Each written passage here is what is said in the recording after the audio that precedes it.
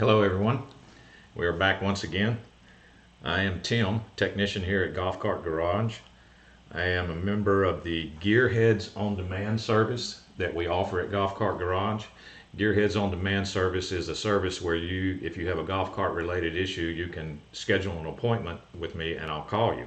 I'll call you at whatever time is convenient. If you're interested in something like that, click the link in the description and that'll take you to the scheduling page, and pick your convenient time slot and I'll be there. It is Thursday, April the 21st. It is noon Central Time. This is actually episode 31. This is the 31st time that we've done this. We come here every week and answer questions, try to help some people out, try to save them some money. We answer questions about golf carts. We get a lot of emails at Golf Cart Garage, a lot of questions on the phone, and they just compile, and every week we take some of those questions and I try to go over them and see if I can help some of these people.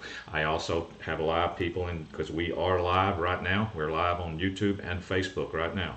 So we also talk to some live chatters, see if we can help some of them out. So let's see. Let's get started with the questions. Let's see what we got here. Question number 1. This is from Stephen. I have an older 36-volt cart. When in gear, forward or reverse, I have constant power. With brake off, it continues to pull.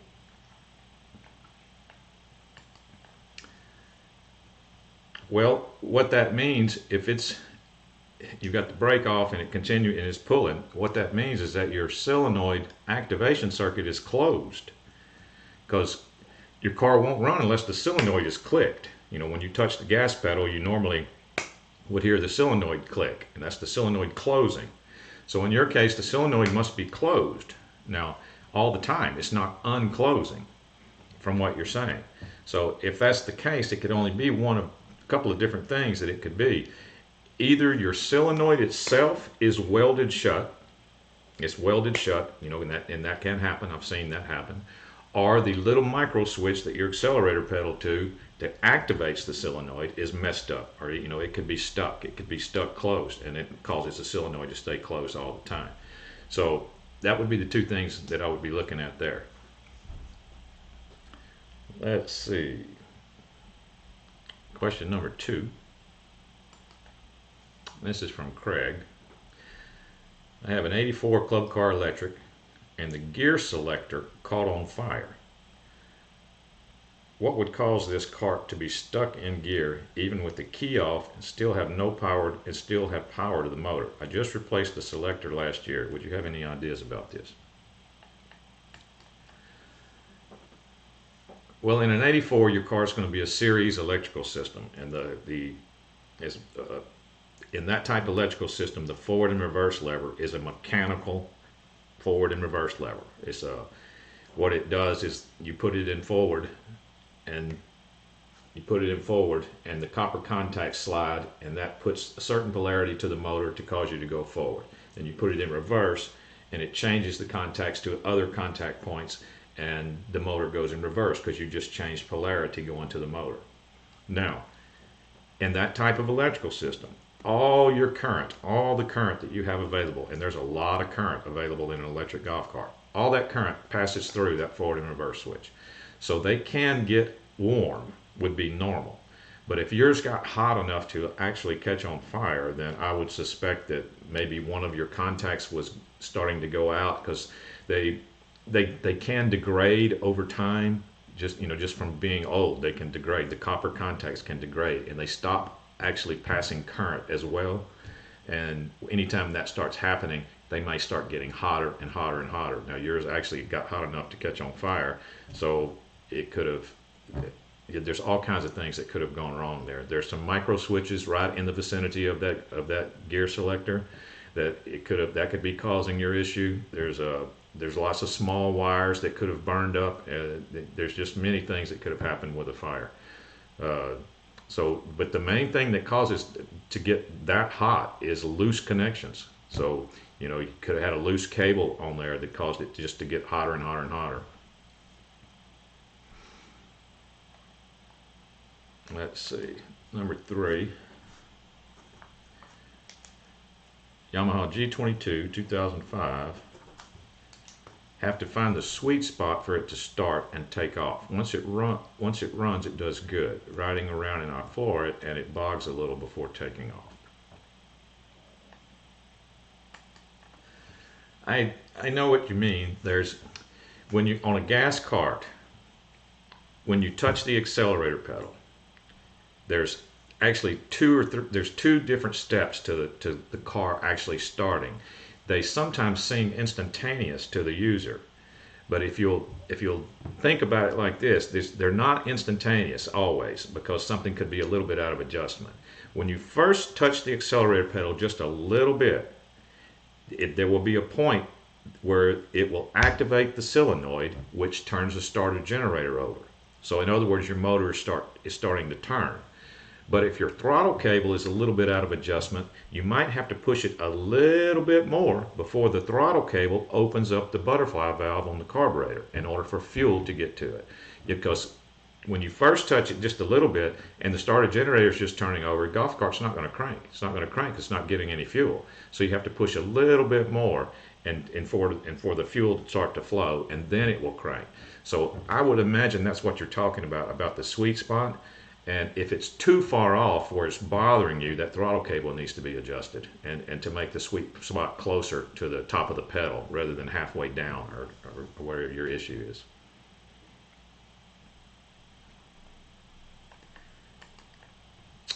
Number 4, I have a 2004 Yamaha and it's smoking really bad.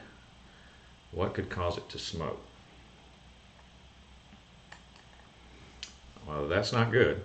If it's smoking really bad, 2004 is not supposed to smoke. So you obviously have something wrong in your top end. You either have a bad ring, you've got a broken ring, you've got worn rings. So the best way would be do a proper compression test to see what kind of compression you're dealing with, and that could tell you if you need an overhaul on your top end or not.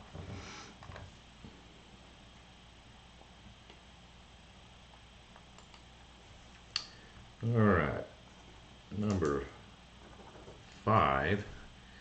Recently purchased a 2017 Yamaha golf cart. On the front wheels, I can turn one of the tires with my hand, and when I do, the other tire doesn't follow. Wondering if the steering box will solve that. Ideas, thank you. It also has a 6-inch rocks lift kit, and it's about 20 miles per, and at about 20 miles per hour, it gets squirrely.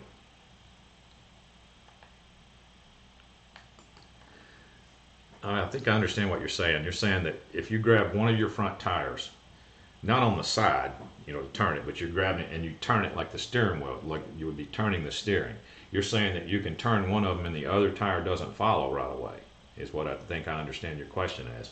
Now, if that's the case, then you obviously have some slack somewhere. There's some slack. I mean, maybe it is in the steering box, but you might need to get someone to help you. You might need to get someone to sit in the golf cart and turn the steering wheel while you look under the front and see where the slack is coming from. And you should be able to see it. You see, most likely it's either going to be the steering box, like you said, or the tie rods. You could have the tie rod ends are moving, and that's causing the other tire not to follow right away. They should be. They should be exactly the same.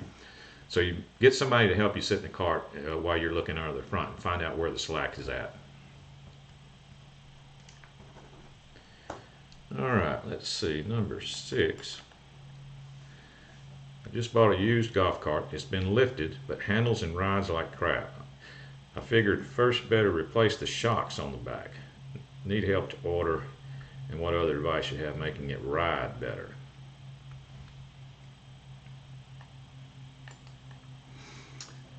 Well, let me tell you this about golf cart shocks. They don't really do a lot. They don't do as much as a lot of people are under the impression that they do. Your springs is what is handling the majority of the weight in the golf cart. You're on your springs. Your shocks are actually just there to dampen a blow. Like if your springs took a big blow, your shock is there just to dampen it. But they're not holding your golf cart up. They're not actually making it ride any better. Honestly, the only thing you can do to adjust your ride would be to adjust your springs, like if you had heavy duty springs on there, those are kind of stiff, so that would make it kind of stiff. If you had if your springs were wore out, it would make your car kind of bouncy, you know. I mean, so what is the issue with your car that you want it to ride better? Other than that, the only thing that you can do is adjust your air pressure in your tires to actually make it have, you know, a little bit smoother ride. You could adjust your air pressure a little bit. I mean, if we talk about tall tires, I mean, you might not have a lot of room, you know, because the recommended tire pressure is going to be written on the side. So there's not a lot you can do to change the ride unless there's something wrong. Now, if your golf cart is squirrely, proper front end alignment on a golf cart is important too. Proper front end alignment is 1/8 inch toe in. That would be your front tires. You know, you're looking at front tires, 1/8 inch toe in would be proper front end alignment on a golf cart.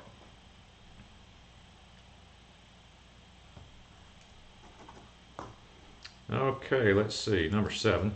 This is from James. 2001 golf cart runs, then shuts off, or you get off and won't run again until it cools.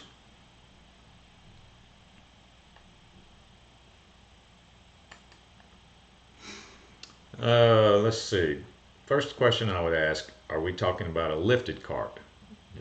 And obviously which cart are we talking about? But the main question would be a lifted cart, and are we talking about an electric cart?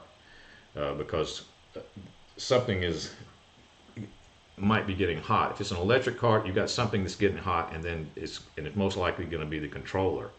The controller will get hot because of things like taller tires. That's why I was asking is it lifted.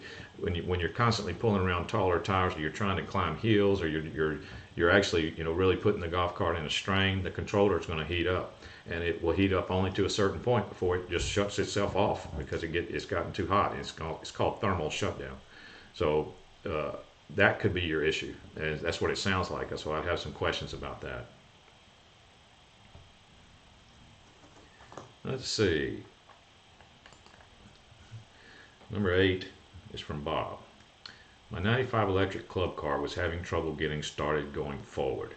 I had to depress the accelerator pedal several times to engage. Eventually, that would not work either. I did some research and determined that the 𝗴𝗂𝗏 switch needed to be replaced. Well, I must have done something wrong. It now will only go in reverse. Any ideas on what to look for?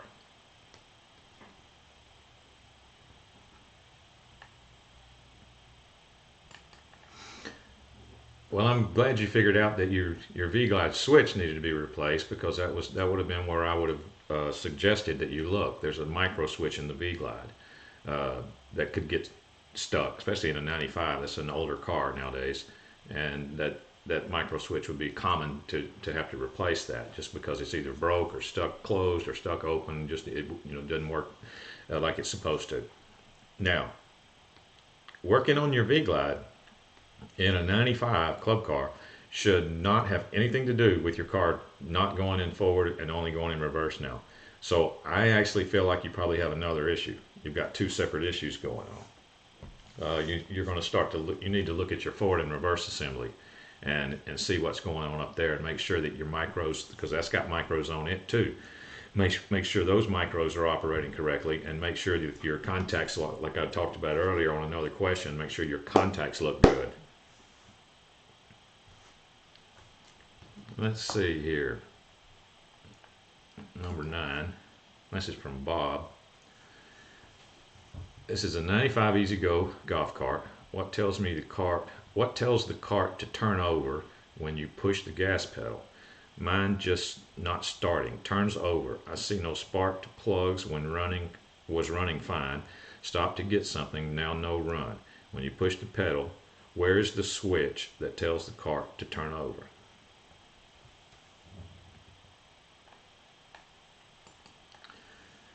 You're talking about the accelerator micro switch that tells that engages the solenoid, that engages the starter generator.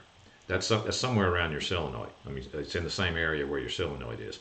But if you can't find it, just follow everything that moves when you touch your accelerator pedal. There's going to be a rod, going somewhere. It's all going to be all mechanical until it gets to that switch, and then it starts to become electrical. So just follow your linkage from your accelerator pedal, and it will lead you to the switch that you're talking about. Now,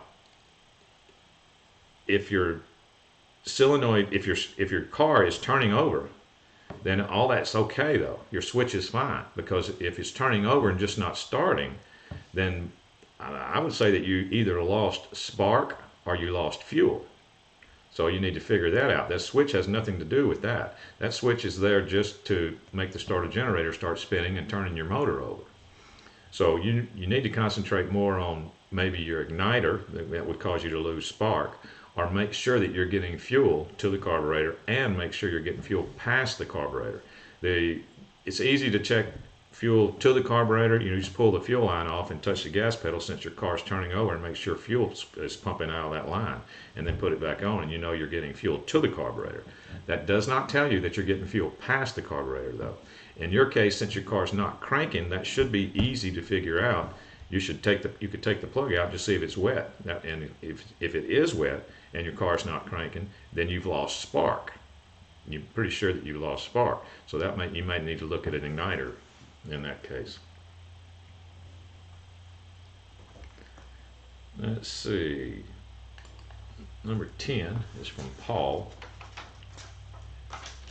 My 2010 club car is starting to surge at times, usually low speed. My batteries are 6 years old, and my M-core was replaced about 2 years ago. This doesn't occur immediately, but after short usage. I believe my batteries need replacing, but this seems to be an odd symptom. What say you? Thank you.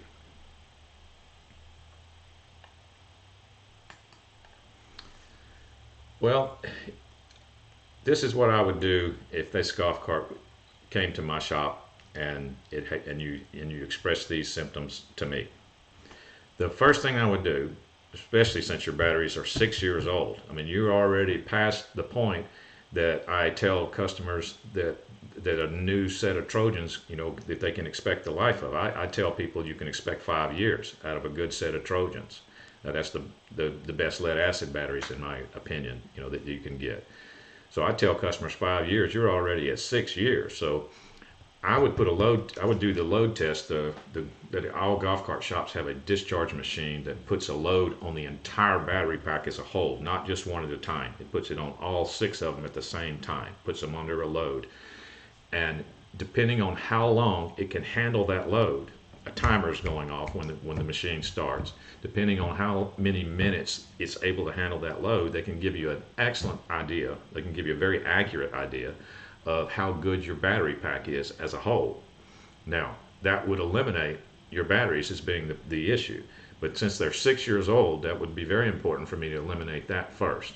Now, if that's not the problem, then you could have, I would want to solve that problem first, and put new batteries in the car and see if your symptoms still exist. If it still exists, then we would go somewhere else. Most likely your potentiometer, but from what you're describing, that it surges at times, most likely it would be your potentiometer, whichever potentiometer you have in your particular car.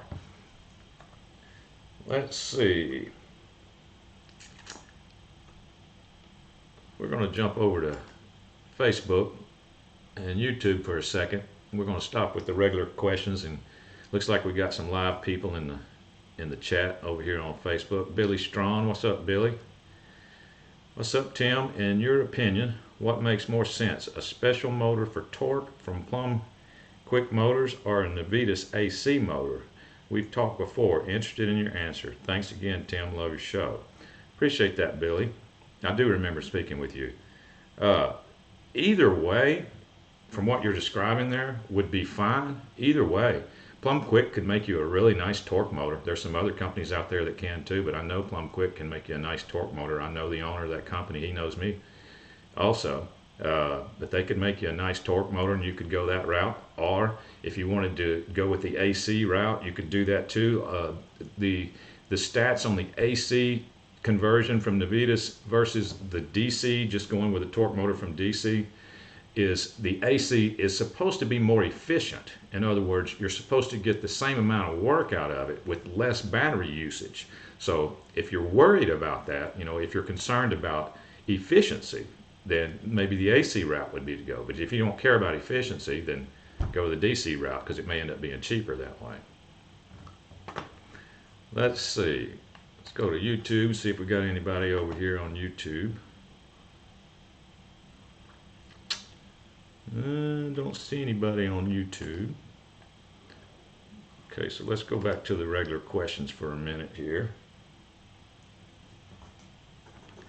All right, we'll go back to question 11. Recently purchased and installed a 6-inch lift for our G22 Yamaha, and it's made it squirmy to drive. Everything is tight. The only thing we can find that would make it that way is a huge camber or caster it now has. Is there a resolution to this problem? Unfortunately, I get this question a lot, and if it's not always about Yamahas, it's on, just about some lift kits in general. If your car already has a slight camber or caster issue when it's completely stock and on the small tires, the regular tires, if it came from the factory that way, when you put a 6-inch lift on it, it's only going to exaggerate that issue. It's only going to exaggerate the camber or caster issue. And on the only more expensive lift kits have an adjustment for camber and caster. Some of the lesser expensive ones, there's no adjustment for camber or caster. So you're kind of stuck with what you got there. Now, the front end alignment would be very important, that what we talked about. Make sure you got 1/8 inch toe in on your front end alignment. That would help. Maybe adjust it, play with your air pressure in your tires to see if you can, get it less squirrely. But yeah, there's no camber or caster adjustment on spindle lifts in general, any type of spindle lift.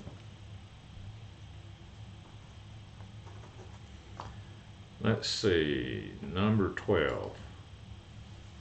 This is from Don. How do I adjust/fix the brakes on my club car?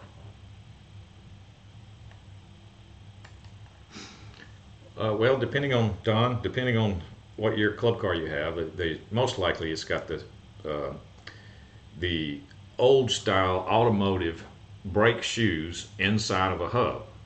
So take your tire off, then you can take your hub off, and you can look and you can see your brakes. It's just the old style brake shoes that rub inside of the hub. You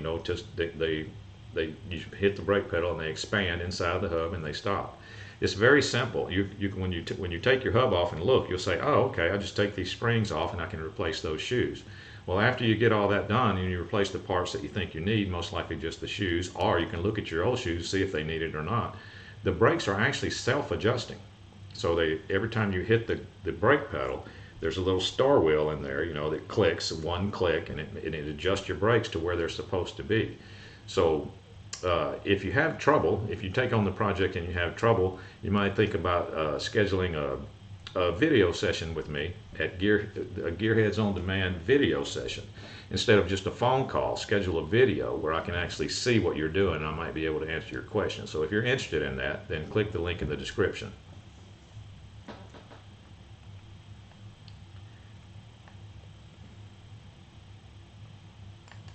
All right, this is number 13 from Ray.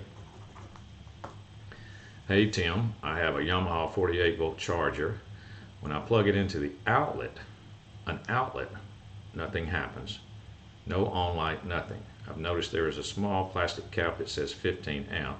I'm assuming that is a fuse. I'm thinking that could be the problem, but I don't see any way to get to the fuse without breaking the cap.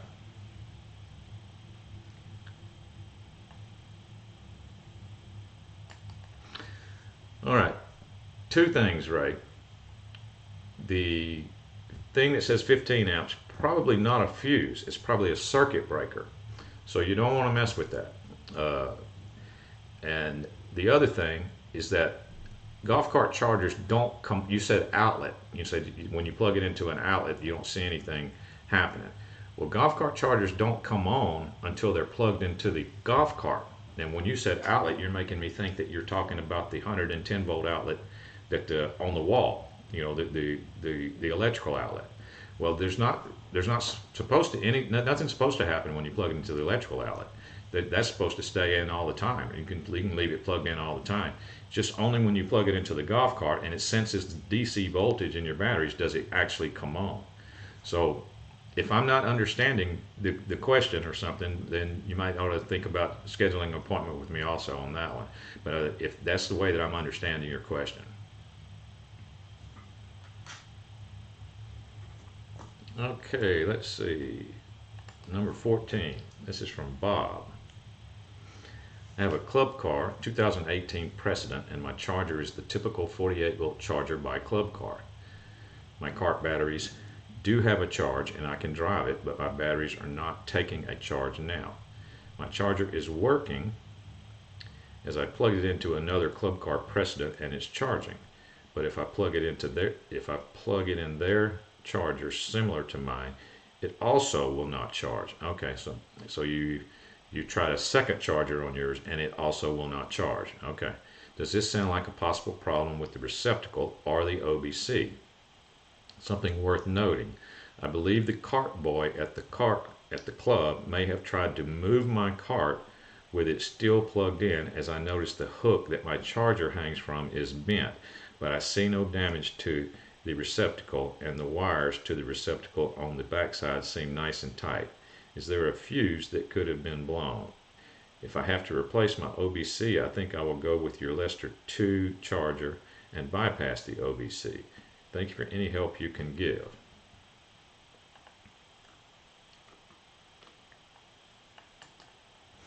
Okay. I understand everything that he's talking about because I spent a lot of time at the golf course working on golf cars. Anyway, I understand about the bent hook and everything that Bob asked here. The one thing that you need to know, Bob, though, is that Club Car discontinued the use of the OBC in 2014. So I don't think your cart actually has an OBC. So that being the case, then I'm almost positive that you are correct about someone driving the car off and with it's plugged into the receptacle, and what that would have done if it was able to drive off. It shouldn't have been able to drive off with it plugged into the receptacle, but if for some reason it was able to drive off, then the damage is definitely going to be in the receptacle itself, especially since you said you tried a second charger and it still wouldn't charge, but your golf cart has enough power to drive around. If it's got enough power to drive around, it's got enough to turn the charger on.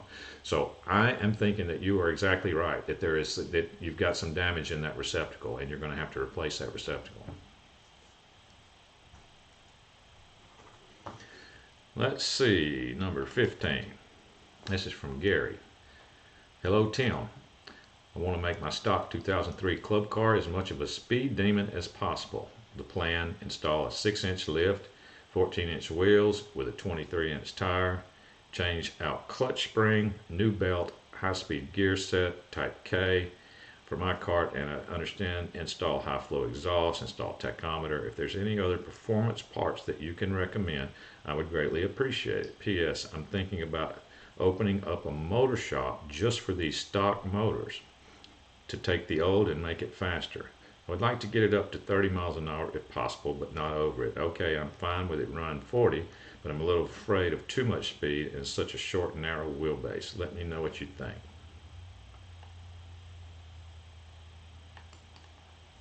Well, I can tell you this, Gary, you're talking to the right person. Now, as far as your short wheelbase goes, I wouldn't be worried about that. I've got a 75-mile-an-hour electric golf cart, so I wouldn't worry about the short wheelbase that much. Now, it's cool what you're thinking of doing. You're talking about opening a motor shop where you adjust on the stock golf cart gas engine. There's not a lot of people out there that do that. I can tell you that. That is a very, very small amount of people that have enough ability to actually do that. Now, as far as some mods that I have seen on gas golf carts with stock engines, I used to be involved in golf cart drag racing, and in the gas class, one of the mods that I remember the guys always talking about, I was always in the electric class, but in the gas class, I remember the guys talking about having their clutches machined. And what they meant was, you know, you've got the angled sheaves on your clutches. Well, they would go to a machine shop and have the angle changed. You know, the machine shop can cut them down and it changes the angle, and it causes your belt to ride in different areas, and it increased their top speed. I can tell you this, on a stock motor, on a stock golf cart motor, I have seen over 30 miles an hour. I've seen in the stock class, and it's because they had their clutches done, they had their heads ported, you know, they had the heads ported and smooth. They had done some carburetor work. I believe I even saw one that was running an oxygen boost bottle at one time that he claimed was giving him a little bit of a boost. But I have seen over 30 miles an hour. So it's a very interesting thought what you're thinking of doing.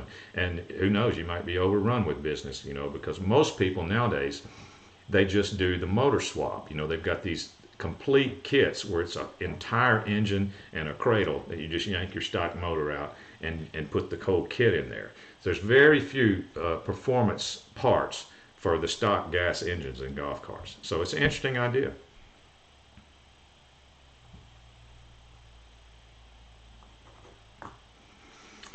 Let's see here. Number 16. Recently received a club cart and am trying to figure out the year. It has a club car remanufactured serial number tag under the glove box, and it reads 1G1, which translated to gold standard precedent gas cart. I also know that it means it was remanufactured the 6th week of 2015.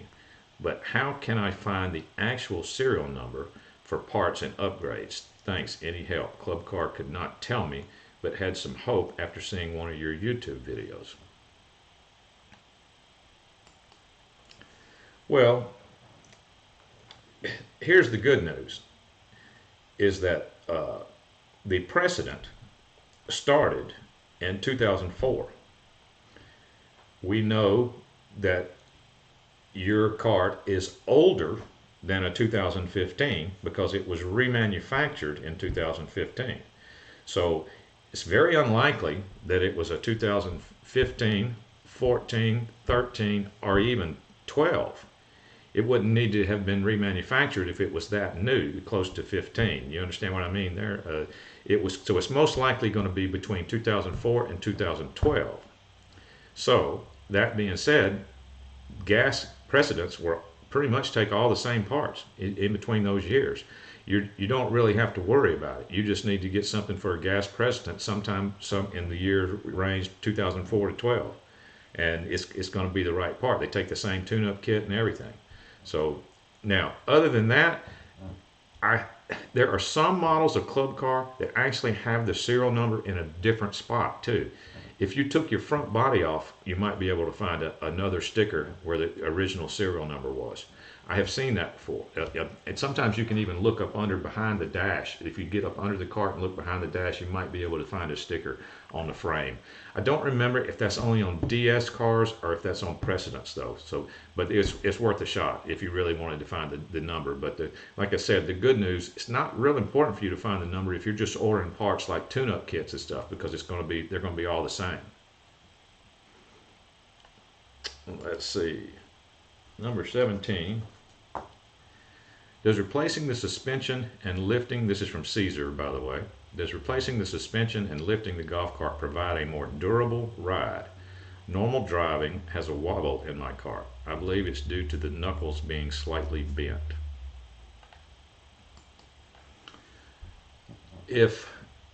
Okay, you said knuckles. If you're talking about the spindles, if that's what you're referring to as knuckles, and you've got a bent spindle, yeah, that's definitely going to be the cause of your wobble.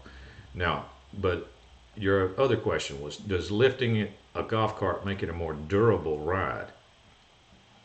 It makes it more, I don't know if I'd call it durable. It just makes it more capable in certain situations. Now, if you really wanted it to be the all-out, the most capability off-road and on-road, and you're going to need to get one of those expensive lift kits that has camber and caster adjustment, has toe-in, adjustment, has everything, and with A-arms, and it widens the front and widens the rear a little bit of your golf cart and lifts the cart. And that would make it a more capable vehicle off-road for sure, if that's what you meant. Let's see, number 18. I have a 2006 EZGO TXT 36 volt with a Curtis PDS controller. All right. The cart will only go 20 minutes after full charge. All batteries have been load tested and good. All cables have been cleaned. After 20 minutes running, the batteries seem dead, but let sit and the cart runs 10 minutes. Any idea what could be causing this? My first question would be, is this EZGO PDS 36 volt, is it lifted? Is it lifted with taller tires? Because I've said it before and I'll say it again. I owned and operated a golf cart shop for many years. PDS carts, 36 volt PDS carts with a stock controller do not like to be lifted. They don't like it at all. They will get hot, the controller gets hot and goes into thermal shutdown. Now, also, what makes me think that is because thermal shutdown, the symptoms that thermal shutdown is, it's exactly the same symptoms as the battery's going dead.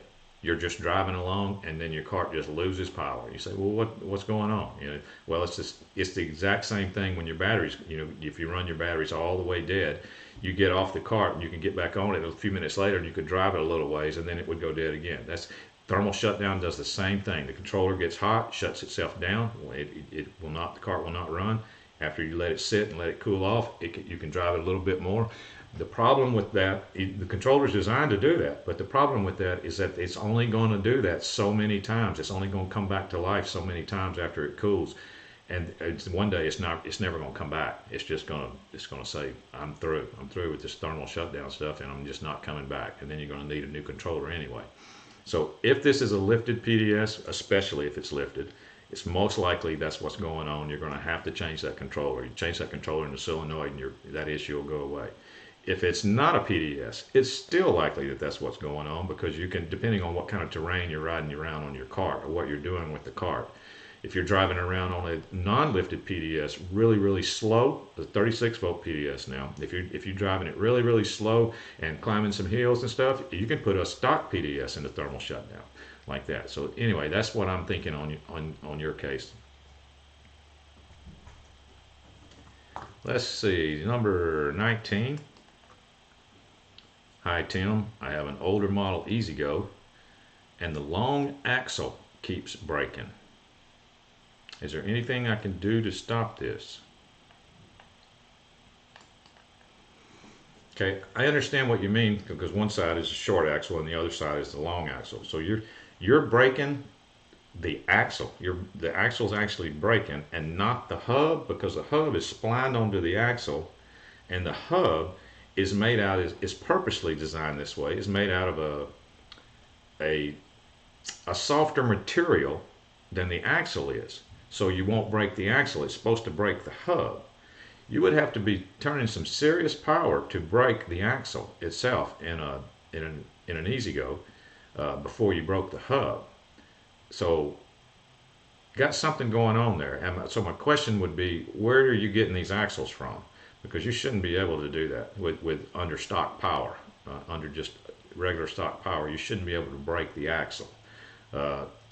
Like I said earlier, I have a really fast golf cart, and it is an EZGO, and I've never broken an axle. Now, I have broken hubs, but I've never broken an axle, and I've put some really serious horsepower to the concrete and didn't break an axle, ever. So I think you might be getting some bad axles or something. You got another situation there.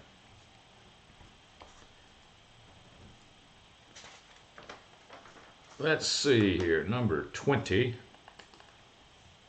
This is from Dave. A repair guy came over and put new wires on my EZGO 36 volt cart. He wired 2 batteries wrong, positive to positive and negative to negative. Oh my. I ran it for a very short time, very sluggish. Would that harm the batteries?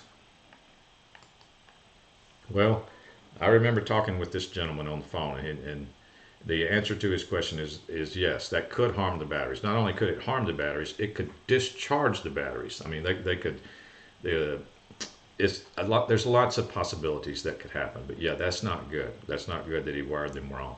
So I went over with the procedure to try to get them back. You know, to tell you, he's going to have to try to charge them up one at a time. These were 6-volt batteries we were talking about.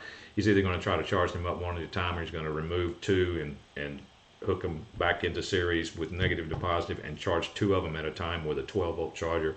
So it was a mess, and this was a golf cart shop that did this for him. It was a golf cart shop. So anyway, that was strange to me that a golf cart shop could do that. They could send somebody out that doesn't know that it's negative, positive, negative, positive, negative, positive in your battery connections. Okay, let's see. Let me go over to Facebook again. See if we got any more people in the chat. Doesn't look like it. Let me see about YouTube. Looks like we got Ron Horman in the YouTube chat. Says, I'm new to golf carts. What/when is the proper process for charging batteries? Well, Ron, it's like this. This is the way that I tell my customers. Golf cart batteries, now we're talking about deep cycle, lead acid, wet cell batteries. They like to be fully charged. They would rather be fully charged than any other state. So I would always tell my customers that, and the chargers are pretty much nowadays, if you have a modern golf cart less than 20 years old, you're going to have a charger that has automatic shut off. So it can't overcharge your cart. So I would tell my customers that whenever you got through using your golf cart for the day, when you're through, go plug it in. Just wait till you're finished. You know, don't do intermittent charges during the day.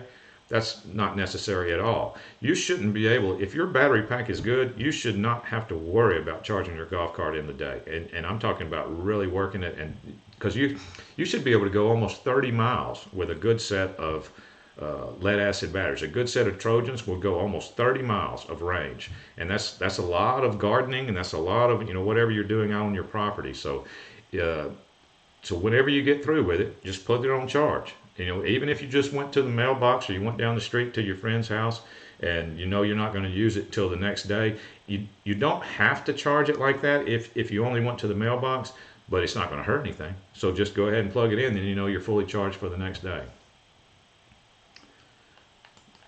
Let's see. Let me check Facebook one more time. Nope, nobody on Facebook.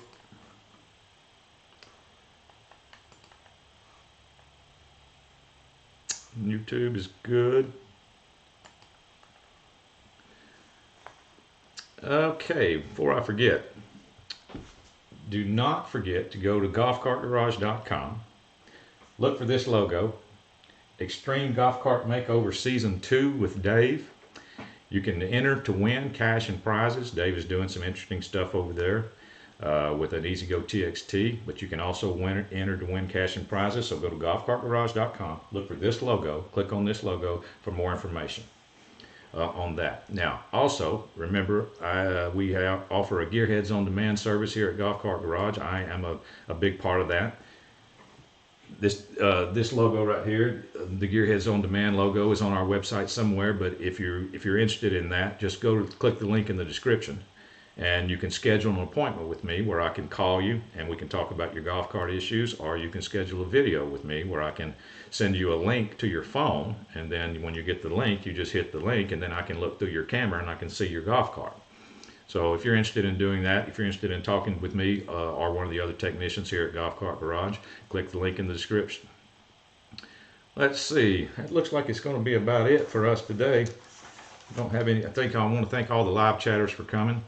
I always like talking to the live chatters, and I'll thank everybody for everybody involved in getting me these questions, the regularly scheduled questions. Okay, we got some more people on YouTube. Let's see. Ron Horman says, great, thanks. Richie Potts. What's going on, Richie? How can you tell if the leaf springs need to be replaced? Thank you. Well, I can tell you this.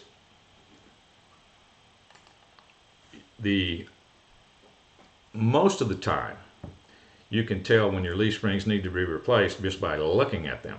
You just look at your rear leaf springs, and if they're straight, then they need to be replaced. If they don't still have a curve to them, because even a stock leaf spring has a curve to it, you know, it's a U-shaped spring. So if you're looking at your leaf spring and it's straight, or if it's bent down even exaggerated, then they need to be replaced. Now, if you're carrying, you know, if you're carrying lots of weight on the back, if you've got a 4-passenger kit on the back, if you've got a cargo box on the back, if you're carrying 2 bags of golf clubs and 2 men, you know, on a constant basis, it's very likely that you might need to change your rear leaf springs, because they will wear out and they will start sagging. Oh, okay, your car is it's an EZGO TXT PDS 2002. Okay, do you have a 4-passenger kit on it, or anything on the back? If you have anything on the back that, you know, then I would go with heavy duty. You're asking heavy duty or normal springs. I would definitely go with heavy duty. If you have anything special on the back, like a 4-passenger kit, we always recommend that you get heavy duty springs to anybody that has a 4-passenger kit. Okay, so your car does have a rear, since it's a transport 4 passengers total. Yeah, go with heavy duty, because you know there's no doubt about it. Yeah, I'd go with heavy duty on that situation. Well, thank you, Richie, for joining in on the chat. Let's see here.